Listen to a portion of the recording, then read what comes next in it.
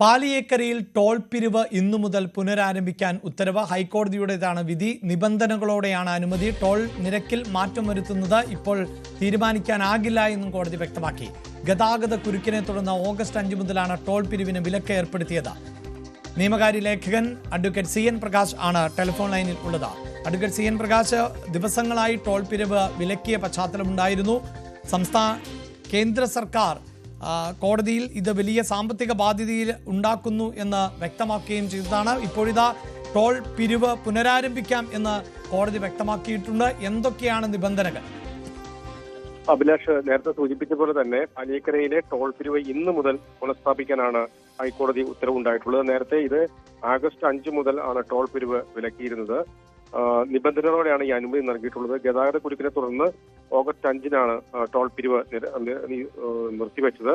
നിരക്ക് വർധനവ് വേണം എന്ന ആവശ്യം അനുവദിച്ചിട്ടില്ല. പഴയ നിരക്ക് മാത്രമേ പാടുള്ളൂ എന്നാണ് ഹൈക്കോടതി നിർദ്ദേശം.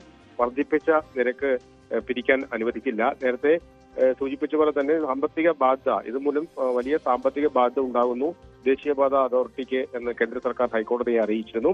ടോൾ നിരക്ക് കുറയ്ക്കാനുള്ള തീരുമാനമെടുക്കാൻ ദേശീയപാത അതോറിറ്റിക്കാണ് അധികാരമെന്നാണ് കേന്ദ്ര സർക്കാർ വിശദീകരണം നൽകിയത്. ഗതാഗത കുരുക്കുണ്ടെങ്കിലും ടോൾ നിരക്ക് കുറയ്ക്കാനാകില്ല എന്ന് ദേശീയപാത അതോറിറ്റി ഹൈക്കോടതിയെ അറിയിക്കുകയും ചെയ്തു. തിരക്കുള്ള സമയങ്ങളിൽ മുരിങ്ങൂരിലും ആമ്പല്ലൂരിലും പേരാമ്പ്രയിലും ചിറങ്ങരയിലും ഗതാഗത കുരുക്കുണ്ടെന്ന് കളക്ടർ റിപ്പോർട്ട് ചെയ്യുകയും ചെയ്തിരുന്നു. വാർത്തയുടെ വിശദാംശങ്ങളാണ് അഡ്വക്കേറ്റ് സി എൻ പ്രകാശൻ നൽകിയത്.